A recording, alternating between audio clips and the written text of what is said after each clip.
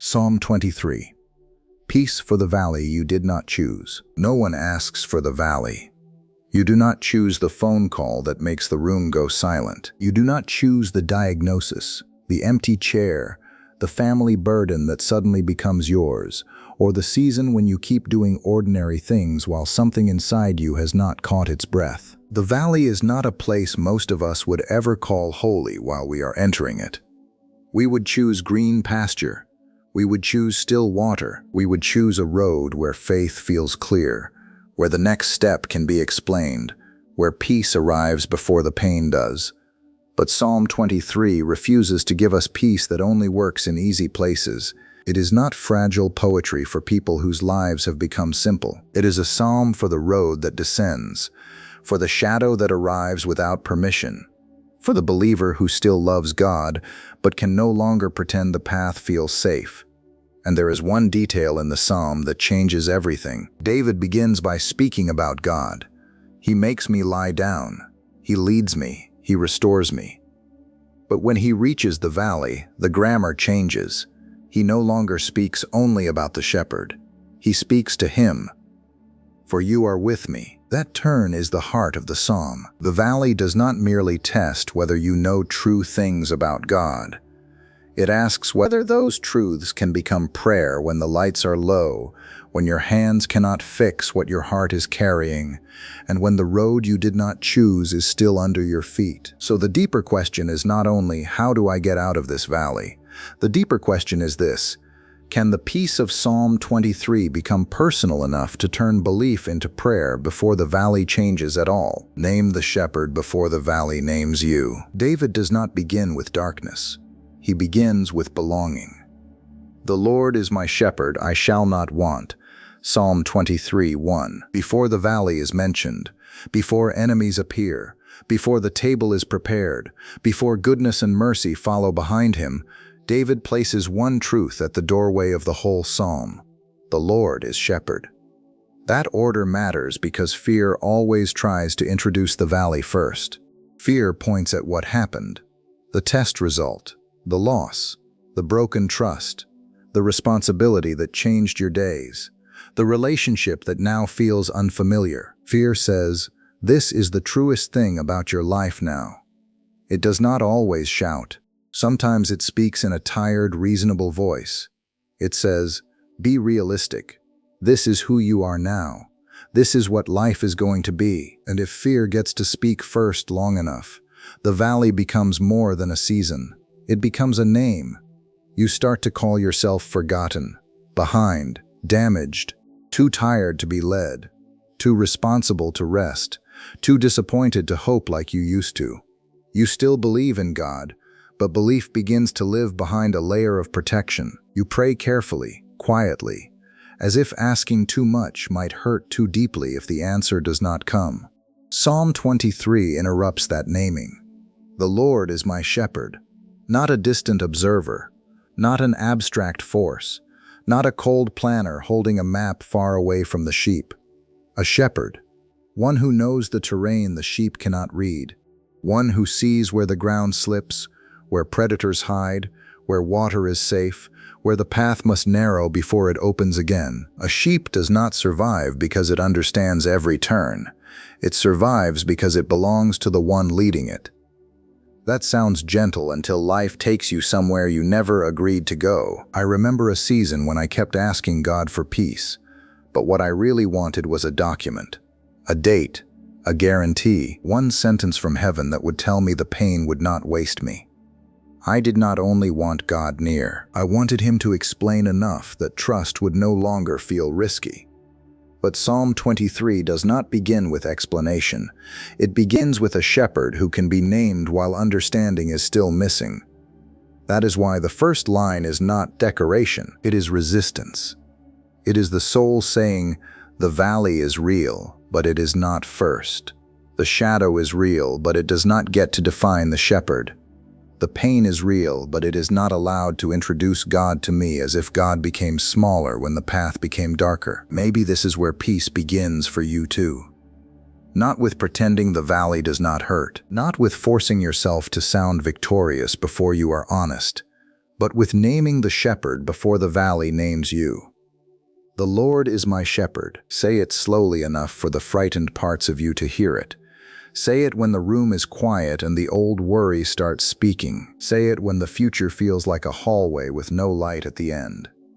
Say it not because you feel strong, but because you are refusing to let fear become the first pastor of your soul. Once the shepherd is named, the next images in Psalm 23 become more than comfort. They become preparation, because before David walks through shadow, he is led somewhere quieter. And that quiet may be harder to receive than we think. Still waters prepare what panic cannot protect. Green pastures and still waters are easy to make beautiful from a distance. We can turn them into soft images, the peaceful opposite of the valley. But David does not place them in another psalm. He places them on the same road. He makes me lie down in green pastures. He leads me beside still waters. He restores my soul. Psalm 23:2-3. This is not decorative comfort. It is formation. The shepherd is not waiting until the valley becomes unbearable before he starts caring for the sheep. He has already been restoring, already leading, already teaching the soul how to receive. He makes the sheep lie down because the sheep does not always know when it is exhausted. He leads beside still waters because frightened creatures cannot drink well from rushing noise. He restores the soul because the soul can keep functioning long after it has stopped being whole. That last truth is not poetic. It is ordinary. People keep going all the time with unrestored souls. They drive to work.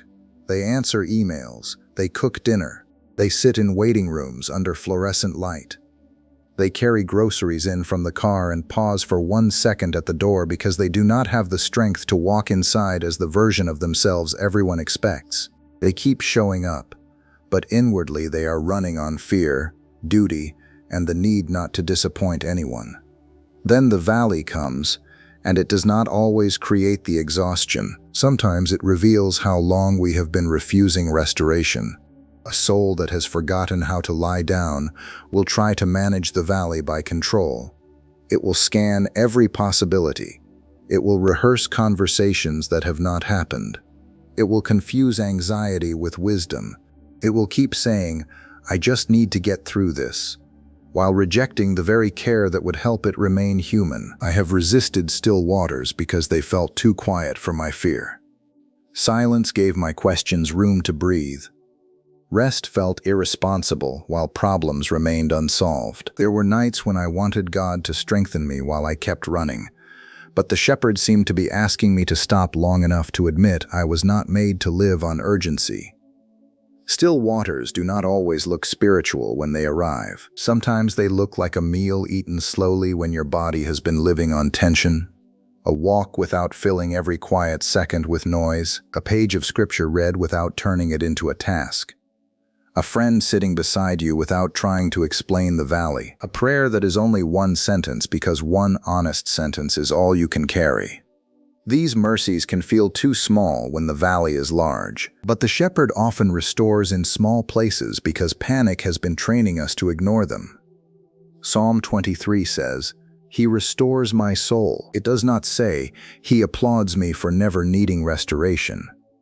That distinction matters. The valley you did not choose may tempt you to postpone peace until the situation changes. After the result comes, after the grief softens, after the person understands, after the conflict ends, after the road finally makes sense. But the shepherd does not wait until the end of the valley to care for the sheep. He restores on the way. Still waters are not denial. They are not avoidance. They are not pretending the shadow is harmless. They are where the soul learns to receive before fear teaches it to harden. And once the shepherd has restored the soul, David says he leads in paths of righteousness. That sounds reassuring until we notice where the next line takes us. The righteous path does not always avoid the ravine. Sometimes the path of being led goes straight through the place we would have avoided. That is where the grammar changes. The valley turns belief into prayer. David says, "He leads me in paths of righteousness for his name's sake." Psalm 23:3. Then comes the valley. Even though I walk through the valley of the shadow of death, I will fear no evil. Psalm 23:4.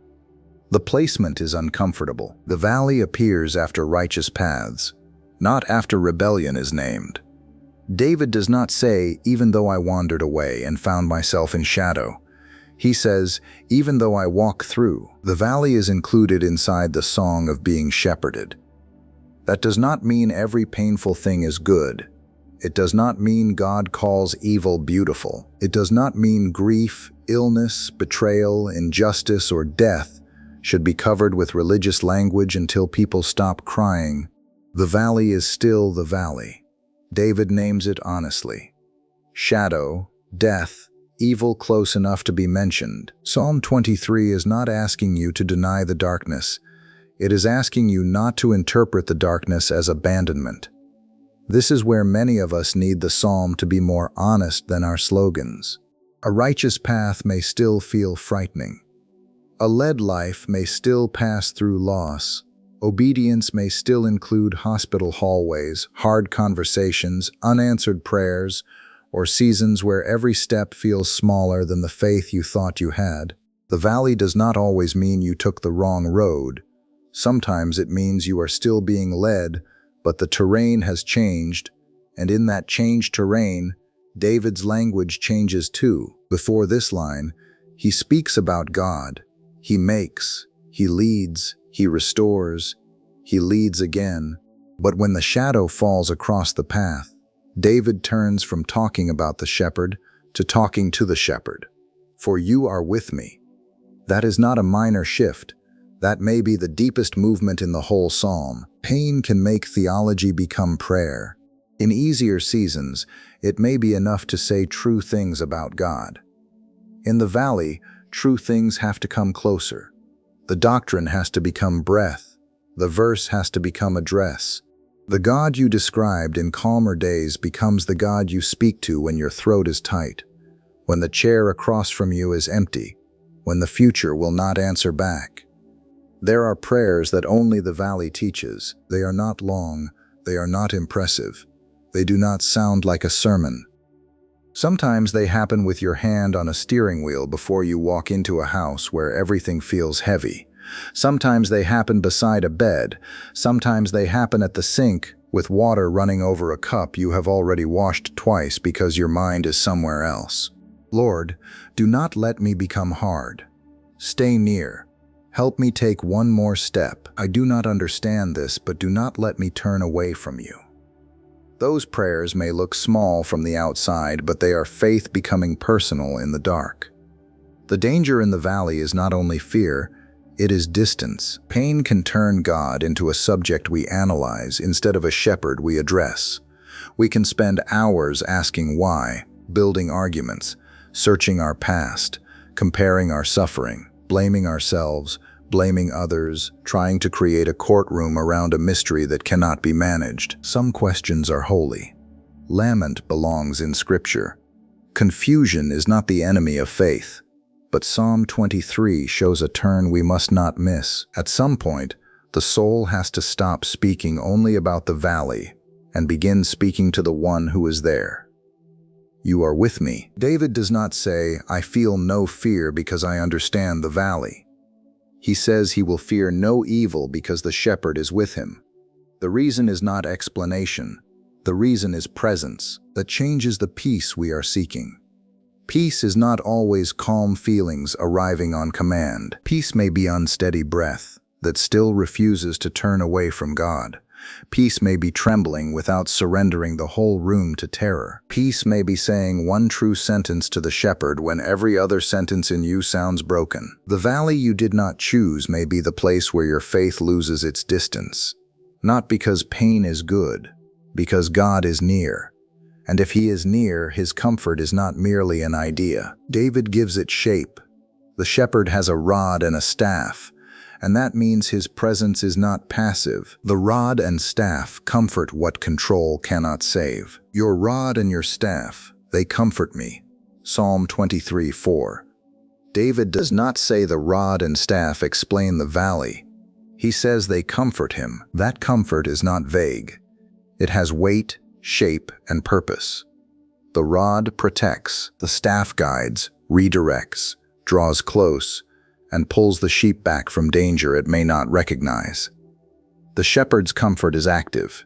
It guards, it corrects, it keeps the sheep from becoming lost inside its own fear. This matters because in the valley most of us reach for control before we reach for comfort. Control says, if I understand enough, I will be safe. Control says, if I predict every outcome, I can breathe. Control says, if I keep everyone stable, if I make no mistakes, if I never need too much, if I stay useful, maybe the valley will not get worse. But control cannot shepherd you. It can only exhaust you while pretending to protect you. The rod and staff show another kind of peace. Not the peace of being in charge, but the peace of being guarded by one who is. The sheep still walks. David still goes through the valley. Faith is not passivity, but the deepest safety is not in the sheep mastering the path. It is in the shepherd holding the path and holding the sheep at the same time. Sometimes that care protects you from dangers outside you. Sometimes it protects you from dangers inside you. That second kind can be harder to welcome. In the valley, fear can become a false guide. Grief can become a house you never leave. Anger can begin as a truthful response to pain and slowly become an altar. Loneliness can make unsafe doors look warm. Exhaustion can start making permanent decisions. Despair can sound mature, as if expecting nothing is the same as wisdom. The shepherd's staff may press against those places. It may stop you from sending the message written from panic. It may keep you from calling bitterness discernment.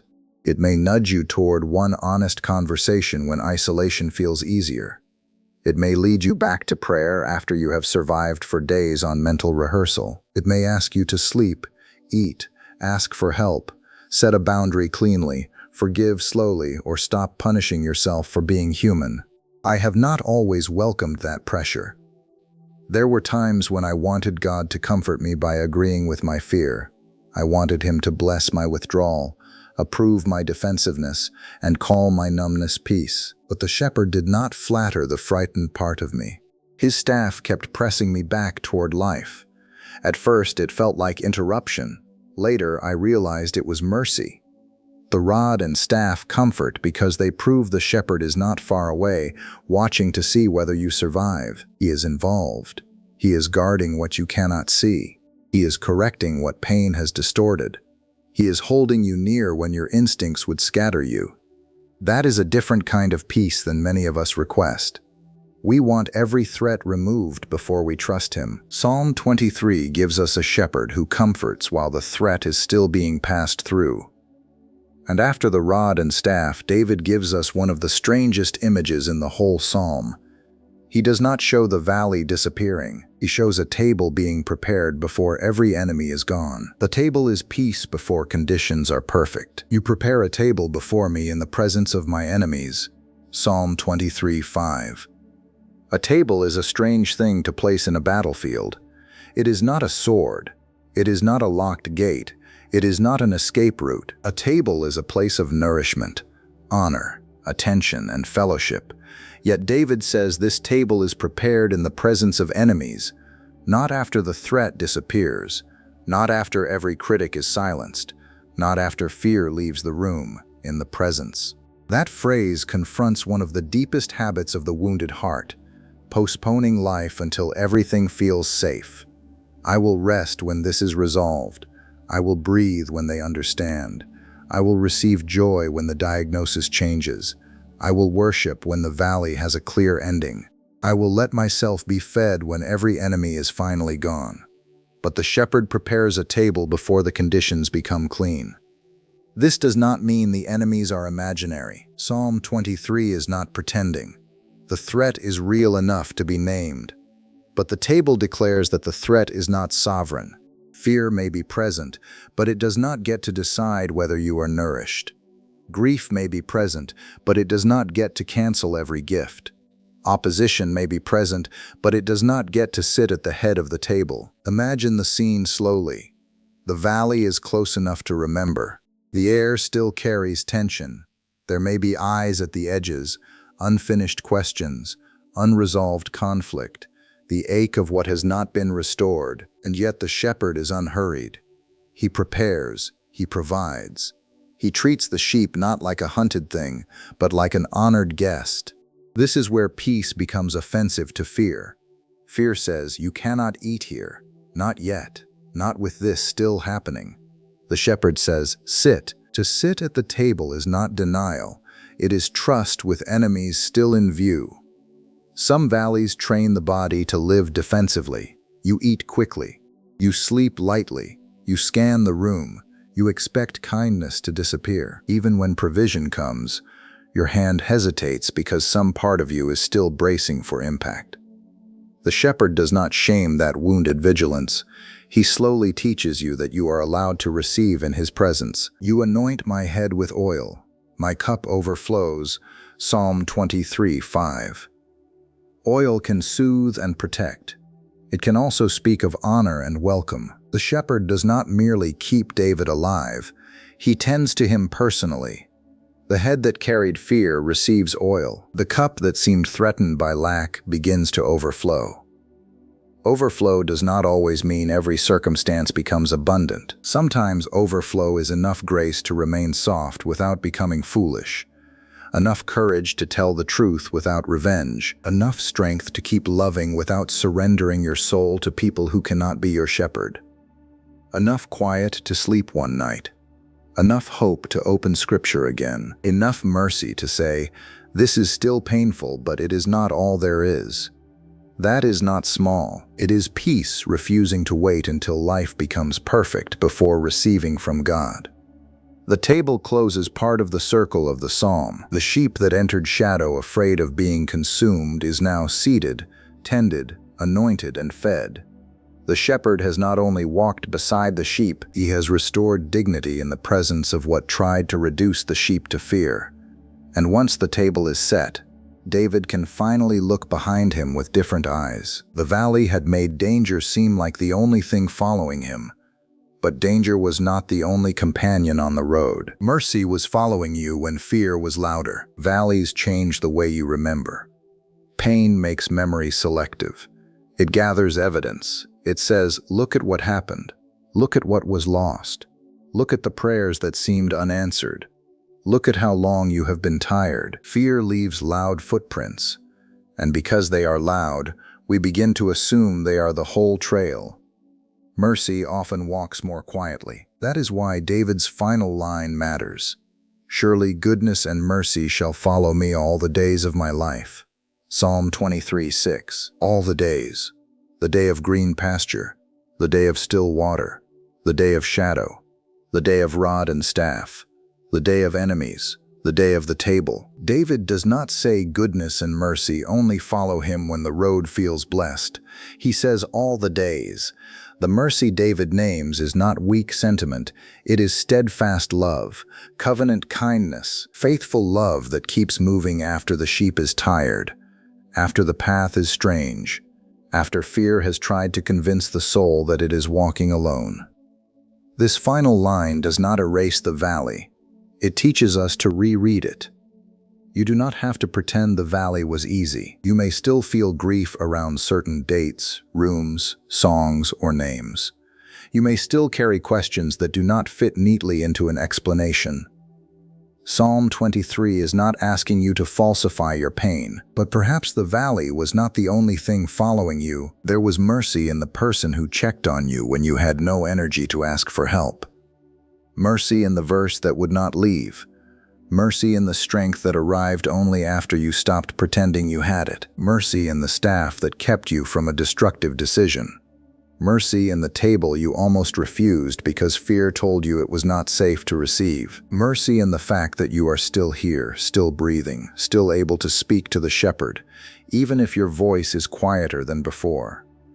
Sometimes mercy is not obvious until you look back. In the moment, it may feel like small bread, a phone call, one night of sleep, a sentence of prayer, a hand on your shoulder, a boundary you finally had the courage to hold, a morning when you did not feel healed, But you did not close your heart either. Small mercies do not always look like rescue while they are happening, but they keep the soul from disappearing.